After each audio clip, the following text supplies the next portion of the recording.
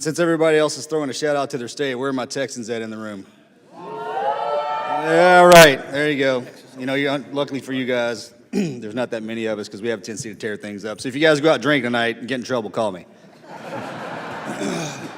I won't join you, but maybe I can call somebody. And do I have any of my Army Rangers? Are there any Army Rangers in the audience? It's tragic. I mean, it's just in my bones, and I just cannot. I mean, me and Army Rangers just do not get along at all. I mean, y'all's existence bothers me. I say that, and the reason I do say that is because I have an identical twin brother who was rescued by Army Rangers. So I'm indebted to you guys for the rest of my life. But so this is me saying thank you. Just don't repeat this on social media, and I'm sure nobody in here is paying attention to what I'm saying anyway. Mr. Contreras, I don't have anything for you, sir, so you're not going to be able to pass the football on me. I'm going to go straight to Mr. Marsalak here. To your statements earlier today, and you're engaging with the VA, and it seems to be as if you're kind of hitting a brick wall and there's no responsiveness from the VA. This is the tricky part. So the VA is this big machine. It's this big, glorious machine that we lean on as veterans quite a bit. And it's kind of, I mean, I love to wire brush the VA more than anybody. I do. It's like, and I hate doing it, but it's absolutely necessary. And I'm going to provide you some guidance to help out the member of Congress in the Senate. So when you come to us with this problem set, the first thing that, when you walk into my office, is I'm going to say, who are you talking to?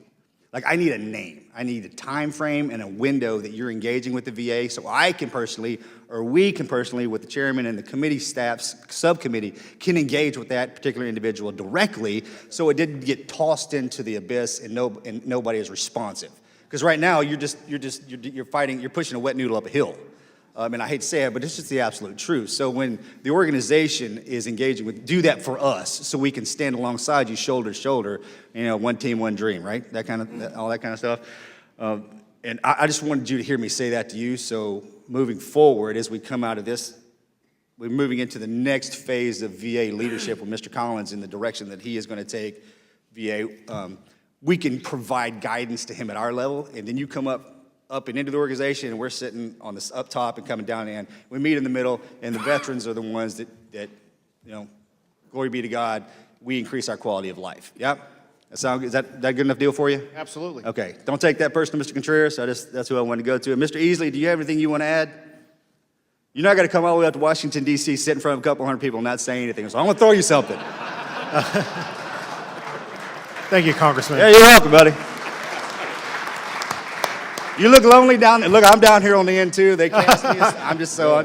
No, I just want to say, as the National Commander of the Disabled American Veterans Auxiliary, the family side of the organization, we support our veterans. I support my best friend here, Dan Contreras, and you know, I hold my auxiliary members accountable to educate members like yourself at their state level and at the local level and the needs of our injured, ill, disabled veterans and their families. Sure, we need that too. Make no mistake about it. Catch us on the road, catch us in the street, in a restaurant, at a red light.